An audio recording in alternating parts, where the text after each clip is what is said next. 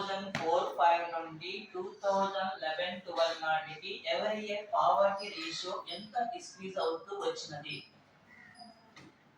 ఇక్కడ ఎంత ఉంది? ఇక్కడ తీసుకున్నప్పుడు 4-5 లో తీసుకుంటే 37% ఉంది.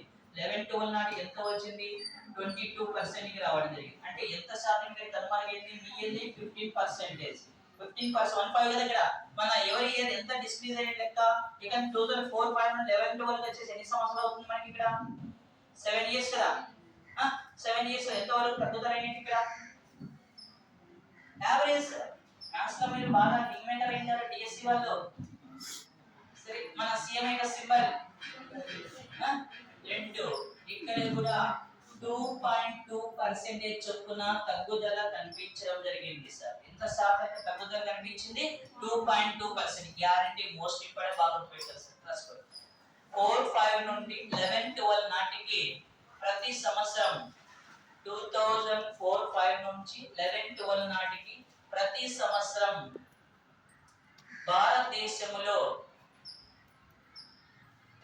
వార్షికంగా తగ్గిన పేదరిక శాతం